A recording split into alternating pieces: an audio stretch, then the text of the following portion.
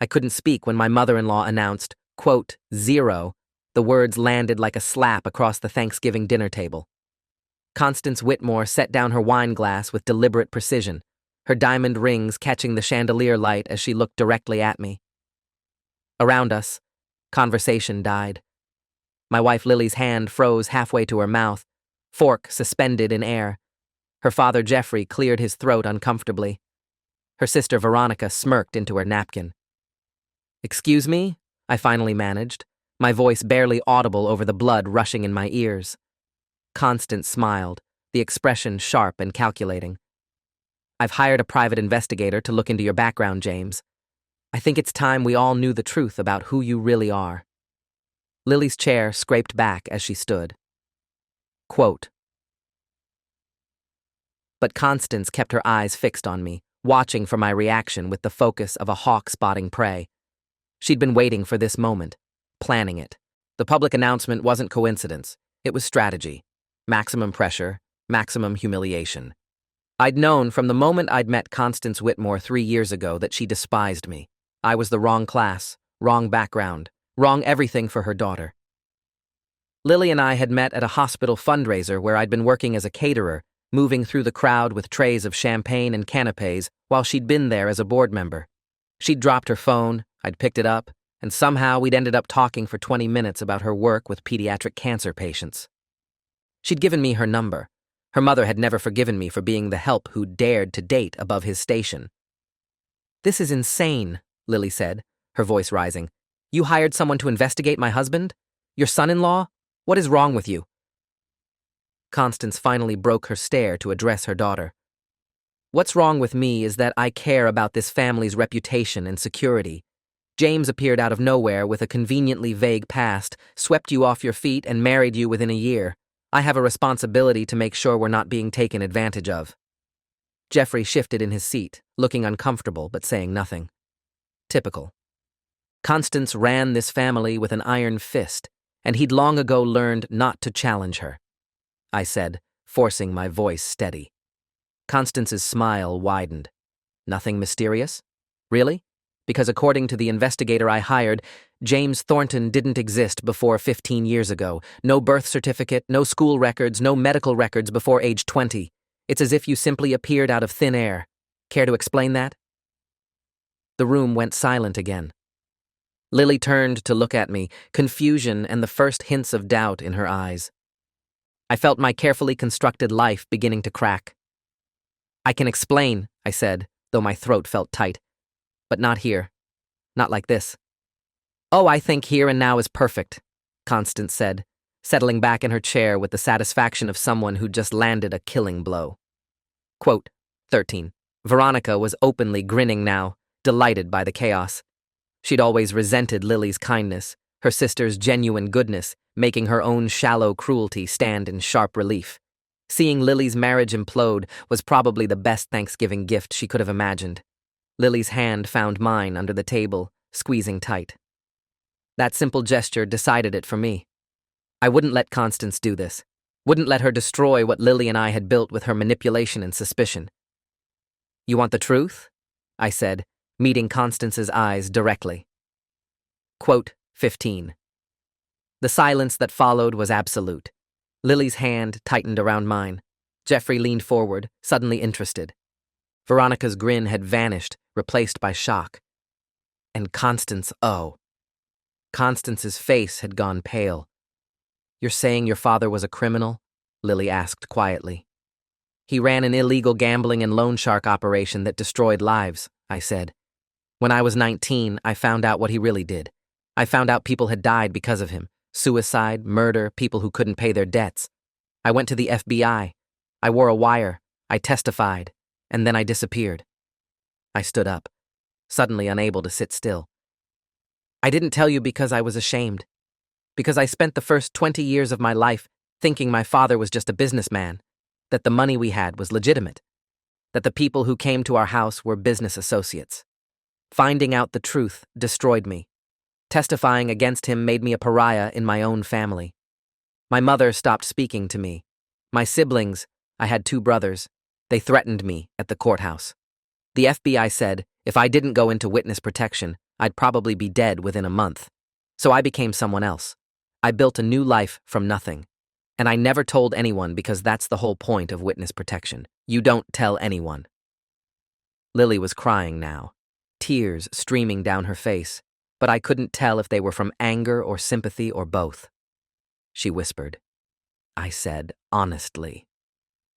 I gestured around the opulent dining room, at the crystal and silver and oil paintings. Constance had recovered her composure.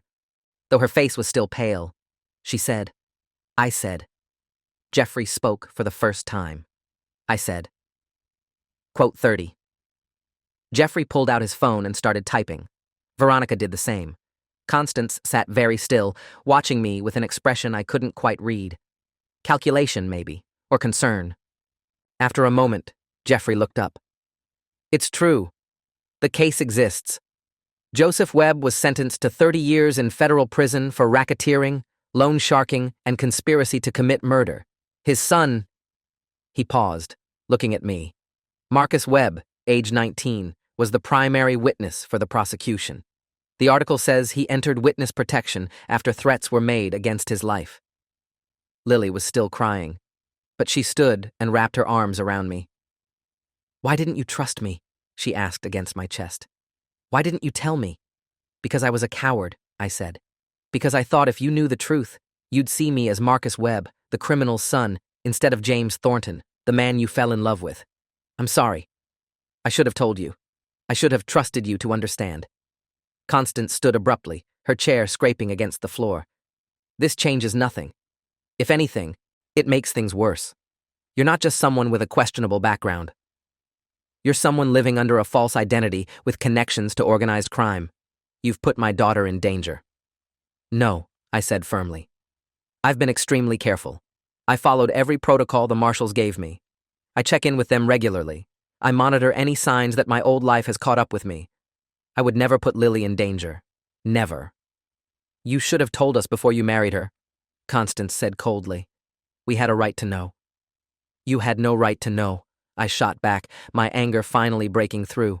My witness protection status is legally protected information. I disclosed it to Lily now because you forced my hand with your investigation. But you had no right to that information, no right to hire someone to dig into my past, and no right to ambush me at a family dinner. What you did was invasive, manipulative, and cruel. Constance's eyes flashed. Quote 44, quote 45. I interrupted. Quote 46. I gestured at the dinner table, at the ruins of Thanksgiving. Quote 47. Lily pulled away from me, wiping her eyes, and turned to face her mother. Quote 48. Quote 49, Constance said, but her voice had lost some of its certainty. Quote 50. Quote 51. Lily repeated bitterly. Quote 52. Constance's mask cracked. I gave you everything, the best schools, the best opportunities, the best life, and you threw it away to work with dying children and marry a caterer with a fake identity. Forgive me for being concerned. You gave me everything except the freedom to be myself, Lily said. Everything except trust. Everything except respect for my choices. She turned to me. We're leaving. Get your coat. I didn't need to be told twice. As we headed for the door, Jeffrey called out, Quote 57. Lily paused, her hand on the doorknob. Quote 58. We left through the front door into the November cold. The silence in the car on the drive back to our apartment was heavy. I kept waiting for Lily to say something, to demand answers, to tell me she was leaving. But she just stared out the window, her face pale in the passing streetlights. When we got home, she went straight to the bedroom. I heard the shower running and knew she needed space to process. I sat on the couch, my head in my hands, wondering how everything had fallen apart so quickly. An hour later, Lily emerged in her pajamas, her eyes red from crying. She sat beside me, curling her legs under her. Quote 59, she said quietly. Quote 60. So I did. I told her about growing up in suburban Detroit, in a nice house with nice things, believing my father was a legitimate businessman. I told her about the first time I'd overheard a conversation that didn't make sense, references to collections and muscle and people who needed to be reminded of their obligations. I told her about gradually piecing together the truth, about finding documents in my father's study, about the night I'd confronted him and he'd explained calmly that this was the family business and someday I'd take it over. I told her about meeting Vincent Russo, a man whose daughter had committed suicide after she couldn't repay a loan from my father. About how Vincent had shown me the suicide note that explicitly blamed her debts and the harassment from my father's collectors. About how I'd realized people were dying because of my family's business, and I couldn't be part of it. I told her about going to the FBI, about wearing a wire for 6 months, about testifying at the trial while my mother wept and my brothers glared and my father's cold eyes promised retribution. About the threats that came after the conviction, the message delivered to my dorm room, quote, 61. About the U.S. Marshals who'd come to escort me into witness protection. I told her about becoming James Thornton, about the fabricated background, about spending 2 years in therapy, learning how to live without looking over my shoulder every second, about working menial jobs because I couldn't use my real degree or my real work history, about slowly, carefully rebuilding a life from scratch. Quote 62, I said. Quote 63. Lily was quiet for a long time. Then she said, quote 64. Quote 65, I admitted. Quote 66. I took her hand. Quote 67. She laughed, a brittle sound. Quote 68. Quote 69, I said bitterly. Lily's expression hardened. My mother doesn't get a vote. Not in this. Not anymore. She squeezed my hand. I love you, James. Or Marcus. Or whoever you are. I love the man who works with at-risk kids at the community center, who volunteers to read to children at the hospital, who makes terrible jokes and cries during sad movies and still gets nervous before parent-teacher conferences. That's who you are. The rest is just history. I pulled her close, feeling the tightness in my chest ease slightly. Thank you, I whispered, for not leaving. I'm not going anywhere, she said firmly. But we need a plan. If your cover is blown, we need to know what to do. The next morning, I called my handler at the U.S. Marshals Service. Special Agent Cardenas had been my contact for the past 10 years, since my original handler had retired. I explained the situation, the investigator, the confrontation, the exposure at the family dinner. There was a long silence on the other end of the line. Then Cardenas said, "Give me 24 hours. I need to assess the damage. Don't go anywhere unusual. Don't contact anyone from your old life and keep your phone on you at all times. If you see anything suspicious, call me immediately." The next 24 hours were torture. I called in sick to work. I taught 11th grade English at a public high school in Dorchester, one of the few jobs I could get with my fabricated credentials. Lily went to the hospital as usual, but I could tell from her texts that she was distracted. That evening, Cardenas called back. "The investigator your mother-in-law hired is a legitimate P I named Frank Delacroix. He's got a good reputation, doesn't work for criminal organizations, mostly does corporate background checks and infidelity cases. He found your original identity through a combination of facial recognition software and digging through old newspaper archives. He reported his findings to your mother-in-law but didn't alert anyone else. So far, your location hasn't been compromised beyond your immediate family." "So far," I repeated. "Right. The problem is, once information exists outside the protection program, it becomes harder to contain.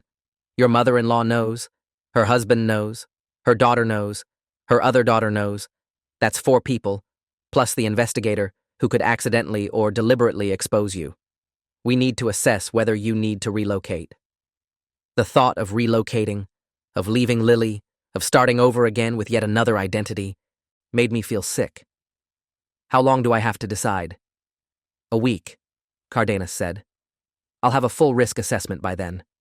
In the meantime, I need you to do something for me. I need you to find out what your mother-in-law plans to do with the information she has." I laughed bitterly. "You want me to talk to the woman who just exposed me at Thanksgiving dinner?" "I want you to know if she's a threat," Cardenas said. "If she plans to tell people, if she plans to use the information against you, if she's in contact with anyone from your old life, the more we know, the better we can protect you." After we hung up, I told Lily what Cardenas had said. She listened, her face pale, then said, "I'll talk to her. She won't take a call from you, but she'll take one from me." That evening, Lily called her mother. I listened from the couch as she laid out the situation. The risk to my safety, the need to know what Constance planned to do with the information, the potential consequences of exposing someone in witness protection. Constance's voice was faint through the phone, but I could make out the defensive tone. When Lily hung up, she looked exhausted. Quote, 87. Lily paused, looking uncomfortable. Quote, rage flooded through me, hot and sudden. Quote, 89. Quote, 90, Lily said quietly. Quote, 91. Quote, 92, I said. Quote, 93. Lily nodded. Quote, 94. She sat beside me. Quote, 95. Quote, 96, I said. Quote, 97. I stood up, pacing the small living room. Quote, 98. Lily pulled out her phone. Quote, 99. Quote, 100. Quote, 101. Lily called her mother back. The conversation was tense, but eventually Constance agreed to send over the investigators' full report. It arrived via email an hour later, a 30-page PDF that detailed everything Frank Delacroix had found. Reading it made my blood run cold. Delacroix had started with basic background checks, employment history, credit reports, public records. When those turned up minimal information before 15 years ago, he'd gotten suspicious. He'd run my photo through facial recognition databases, cross-referencing with old newspaper archives.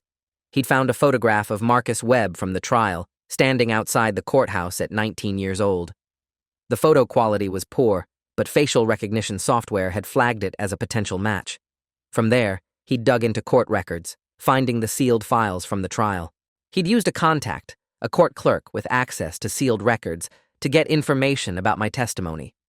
Technically illegal, but hard to prove. He'd pieced together my story from trial transcripts and newspaper coverage. The 19-year-old son who'd turned against his father, the testimony that had put away a mid-level crime boss, the witness protection that followed.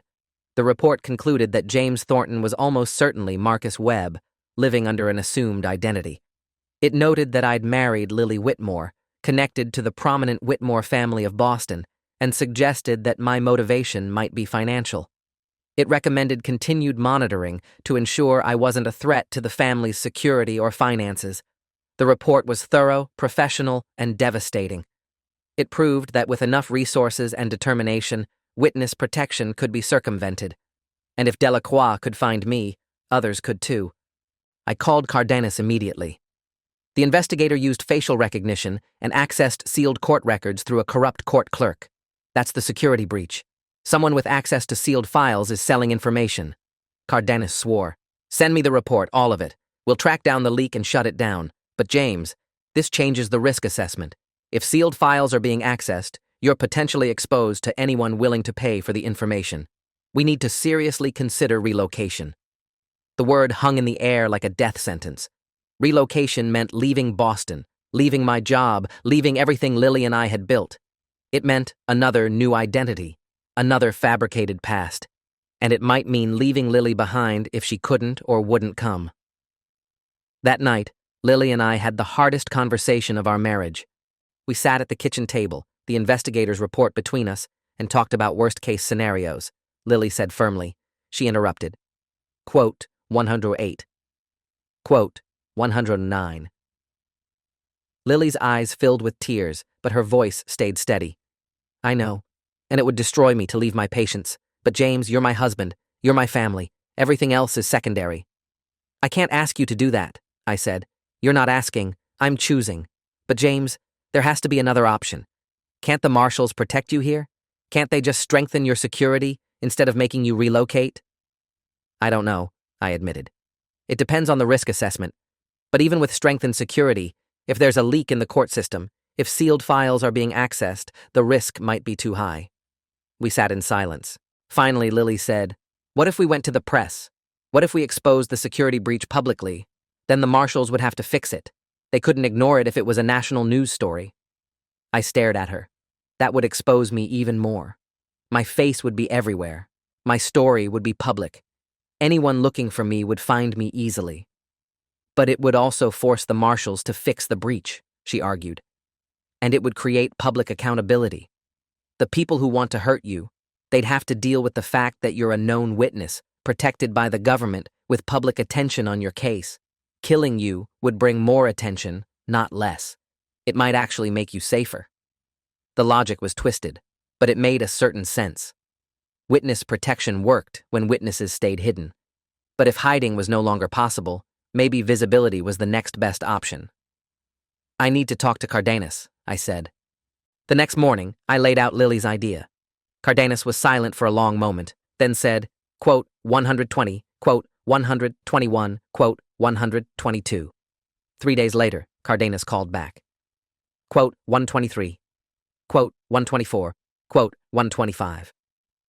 Saturday afternoon, a reporter named Isabel Moreno arrived at our apartment with a photographer. Cardenas and another marshal were there too, monitoring the interview. For 3 hours, I told my story, about growing up thinking my father was legitimate, about learning the truth, about testifying, about witness protection and building a new life, about meeting Lily, about her mother hiring an investigator, about the security breach that had exposed me. Isabel asked tough questions. Why hadn't I told Lily before we married? How did I feel about my father? Did I have regrets about testifying? Was I afraid? I answered honestly, holding nothing back.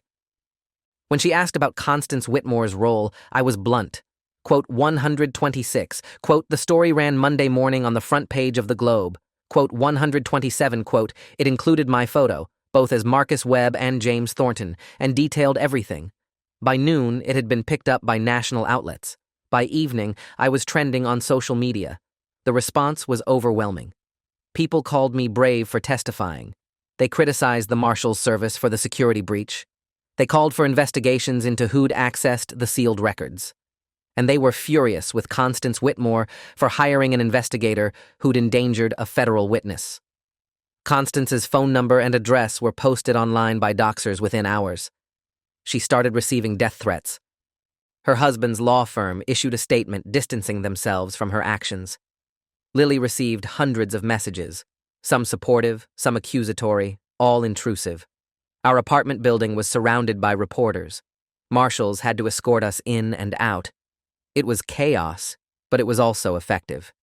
Within 48 hours, the FBI announced an investigation into the court clerk who'd accessed sealed files. Within a week, they'd arrested him and 2 other court employees involved in selling confidential information. The security breach was exposed, and the system began implementing new safeguards. My father's former associates, meanwhile, stayed silent. The public attention made me untouchable, too visible, too watched, too risky. Cardenas called with an update. No credible threats have been detected. The publicity actually worked. You're safer now than you've been in 15 years. But the damage to my relationship with Lily's family was catastrophic. Constance refused to speak to either of us. She blamed me for the death threats and public humiliation. Jeffrey tried to play mediator, suggesting family therapy, but Constance wouldn't hear it.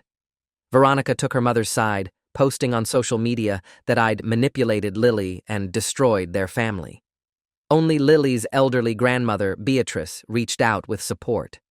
She called to say she'd read the article and was proud of me for testifying against criminals.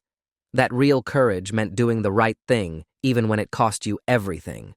Her call meant more than she could know. 3 months after the story broke, things began to settle. The media moved on to other stories. The marshals reduced but didn't eliminate security around us. I returned to teaching, though I had to deal with whispers in the hallway and students who'd read about me online. Lily returned to the hospital, where her colleagues were supportive but curious. We found a new normal, more exposed than before, but also more honest. No more secrets. No more lies about my past. It was exhausting, but also liberating. Then, on a Saturday morning in March, I received a letter. No return address. Postmarked from Michigan. Inside was a single sheet of paper with a message typed in courier font. Your mother wants to see you. She's dying. Cancer. She has months, maybe weeks. She's asking for you. You don't owe her anything. But she's asking. I thought you should know. Anthony. Anthony. One of my brothers. I hadn't heard from him in 15 years, since he'd threatened me at the courthouse. I showed the letter to Lily. She read it, then looked at me. Do you want to go? I don't know, I said honestly.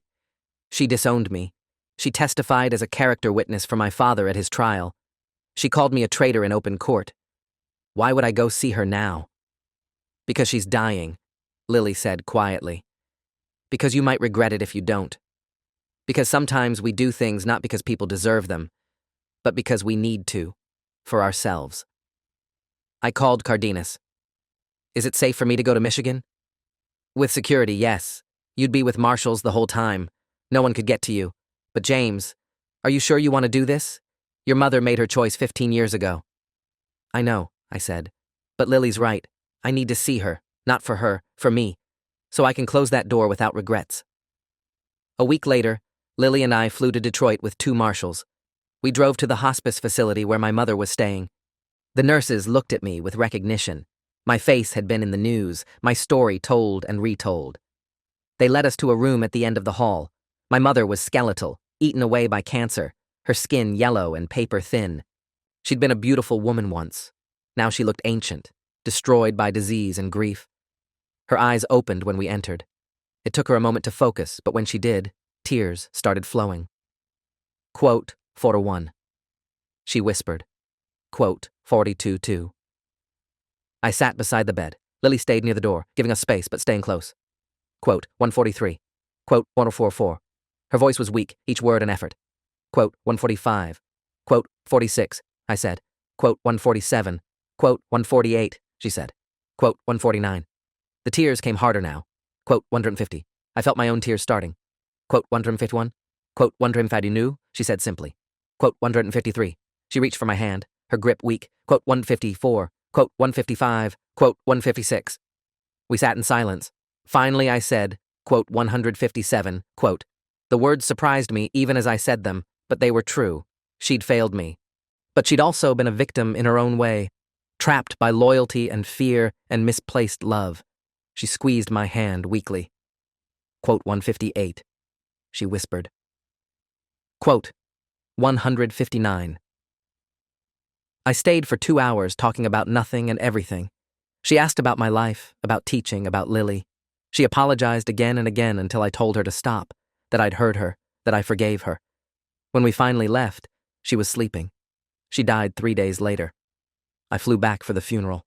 My brothers were there, Anthony and David, and they nodded at me from across the cemetery, but didn't speak. Some gaps were too wide to bridge, but their wives came over afterward and hugged me, whispering that they were glad I'd come, that my mother had talked about me at the end, that she'd died more at peace knowing I'd forgiven her. On the flight back to Boston, Lily took my hand. How do you feel? Sad, I said, but also lighter, like I closed a circle. I spent 15 years angry at her for choosing my father over me, but at the end, she chose to tell me she was wrong. That matters. Lily leaned against my shoulder. Your capacity for forgiveness amazes me. I didn't forgive her for her sake, I said. I forgave her for mine, so I wouldn't carry that anger forever, so I could let it go. 2 months later, on a Sunday afternoon, Lily's father, Jeffrey, showed up at our apartment unannounced. He looked uncomfortable, shifting his weight from foot to foot in our doorway. He asked. I let him in. We sat in the living room, the tension thick. Finally, Jeffrey said, quote, 168, quote. The statement hung in the air. Lily, who'd been making tea in the kitchen, froze. What? Your mother and I are divorcing. It's been in the works for a while. The incident with the investigator, with you, he nodded at me. Was the final straw. But it wasn't the real reason. The real reason is that I've been unhappy for 20 years and finally found the courage to leave. He looked at Lily.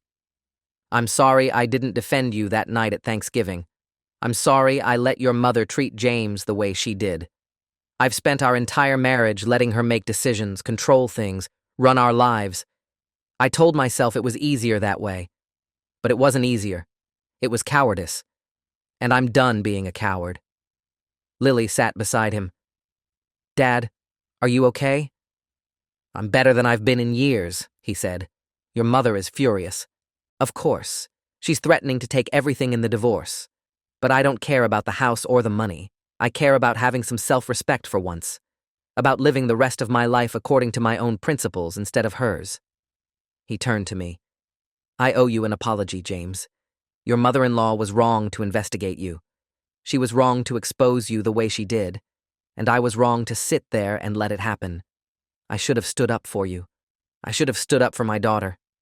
I'm sorry. Thank you, I said, surprised by the sincerity in his voice. That means a lot. There's something else, Jeffrey said. Something I found out that you need to know. When the FBI investigated the court records breach, they found something interesting. The investigator, Frank Delacroix, wasn't hired by Constance. He was hired by Veronica. Lily's face went pale. Quote 181. Quote 182, Jeffrey repeated. Quote 183. The revelation hit like a physical blow. Lily's sister had deliberately set out to destroy our marriage, not out of concern or protection, but out of jealousy and malice. Why would she do that? Lily whispered. Jeffrey's expression was pained. Quote 185 by. Quote 186, Lily said. Quote 187. Quote 188, Jeffrey said.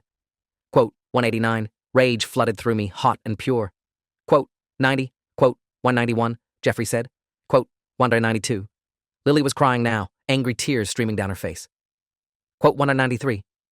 Quote 194, Jeffrey said simply. Quote 195. He stood to leave. At the door, he paused. Quote 196. He looked at me. Quote 197. After he left, Lily and I sat in stunned silence. Finally, she said, quote 198, quote 199, quote 200. The call lasted 15 minutes. I could only hear Lily's side, but it was clear Veronica was denying everything at first, then making excuses, then finally admitting it, but claiming she'd done it for Lily's own good. Lily's final words were cold and clear, quote 201, quote. She hung up and collapsed against me, sobbing. I held her while she cried, thinking about families and betrayal, about the ways people hurt the ones closest to them, about the courage it took to set boundaries and walk away. Later that evening, she said quietly, I asked. She said firmly. Quote 205. 6 months later, we moved out of Boston, not because we had to woo-oo. The danger had passed, the marshals had confirmed my security was stable, but because we wanted a fresh start. We moved to Portland, Oregon, about as far from both our families as we could get, while staying in the continental United States. I got a job teaching at a high school that specialized in helping at-risk youth. Lily joined a hospital system with a renowned pediatric oncology program. We bought a small house with a yard, talked about getting a dog, made plans for the future. Jeffrey visited twice a year. He'd remarried, a woman his own age who treated him as an equal partner, not a subordinate. He seemed genuinely happy for the first time I'd known him. We didn't hear from Constance or Veronica. They'd become strangers to us, connected by blood and history, but nothing more. Sometimes Lily grieved the family she'd lost, but mostly she celebrated the family we were building. 3 years after we moved to Portland, Lily got pregnant. We'd been trying for a while, working through our respective traumas, making sure we were ready. When she told me, I cried. We named our daughter Grace, after what I'd been shown by my mother in her final days, after what Lily had shown me throughout our marriage. Grace Whitmore Thornton, a new generation unburdened by the sins of those who came before. The day Grace was born, I held her in the hospital room and thought about families and choices and the courage it takes to break cycles. I thought about my father in prison, my mother in her grave, Constance bitter and alone, Veronica's jealousy eating her alive. I thought about all the ways families can fail each other and all the ways they can save each other. And I thought about Lily beside me, exhausted and beautiful, who'd chosen love over approval, truth over comfort, me over the family that had raised her. What are you thinking? She asked, watching me cradle our daughter. I'm thinking that we're going to do better, I said. We're going to raise her in a home where truth matters more than reputation, where love is shown through action, not just words, where she never has to choose between family and integrity, because we'll teach her she can have both. Lily smiled. That's a good plan. It's the only plan, I said. We break the cycles. We build something new. We show her that family isn't about blood or obligation. It's about choice and commitment and showing up even when it's hard. 5 years passed. Grace grew into a curious, fearless child who loved books and animals and asking questions that had no easy answers. We had a son, Thomas, who was quieter but equally determined. We built a life that looked nothing like the ones we'd come from, full of laughter and honesty and unconditional love. I stayed in touch with Cardenas, checking in annually to confirm my security status. The danger had long since passed. My father had died in prison 3 years earlier. His associates had scattered or been arrested. Marcus Webb was ancient history, a closed chapter. But I never forgot what I'd learned. That witness protection worked until it didn't. That privacy was fragile. That exposure could be dangerous but also liberating. That the truth, however painful, was always better than lies. And I never forgot what Lily taught me. That family was a choice, that love required action, that forgiveness was possible, but boundaries were necessary, that you could honor your past without being imprisoned by it. On our 10th anniversary, we returned to Boston for the first time since we'd left. We walked through the city where we'd met, past the venue where we'd had our wedding, past the apartment where we'd weathered so many storms. We didn't contact Constance or Veronica. That door was closed, but we met Jeffrey and his wife for dinner, and we laughed and told stories and showed him pictures of his grandchildren. He held his phone up to show Beatrice, Lily's grandmother, who'd joined by video call. "You did good, both of you," Jeffrey said at the end of the evening. "You built something real, something lasting, something better than what you came from." "We tried," Lily said. "We're still trying." "That's all any of us can do," he said. "Keep trying. Keep choosing the right thing even when it's hard. Keep building something better." Walking back to our hotel that night, Lily took my hand. "Do you ever regret it? Testifying against your father? Going into witness protection? All of it?" I thought about the question. About Marcus Webb at 19, terrified but determined. About James Thornton building a life from nothing. About the man I was now, husband and father and teacher, living honestly under my own name. "No," I said.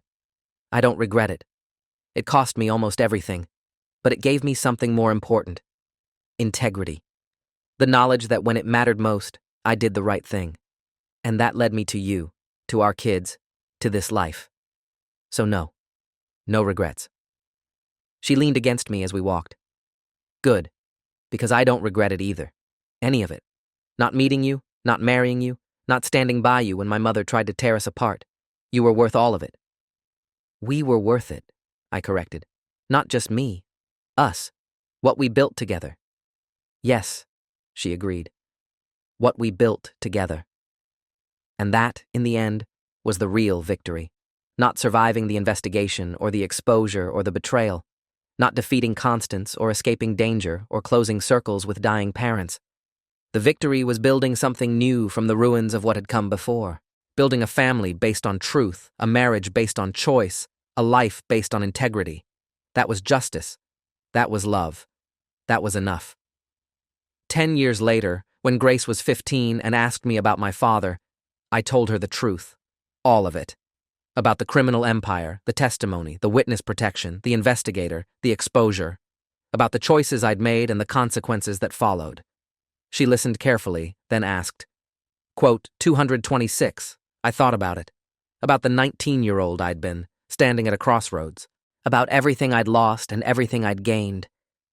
"Yes," I said, "because the alternative would have been living a lie, being complicit in harm, choosing comfort over conscience. And I couldn't do that. Some things matter more than safety or family approval or an easy life. Truth matters. Justice matters. Doing the right thing matters, even when it costs you everything." Grace nodded slowly. "I think I understand." "Someday you'll face your own version of that choice," I said. "A moment when doing the right thing will cost you something. When you do, I hope you'll remember that your grandfather, the one who testified, chose truth. And that choice, however painful, led to you. That's legacy. That's what matters." She hugged me tight. "I'm glad you testified, Dad. I'm glad you're here." "Me too," I said. "Me too." And that was the real ending. Not the investigation or the exposure or the betrayal. Not the death of my mother, or the divorce of Lily's parents, or the estrangement from her sister. The ending was this: a daughter who understood that integrity mattered, a son who was learning the same lesson, a wife who'd chosen truth over comfort, and a life built on the foundation of doing the right thing, even when it was hard. That was the victory. That was the legacy. That was enough. Thanks for watching till the end. Make sure to subscribe and like to not miss the next story.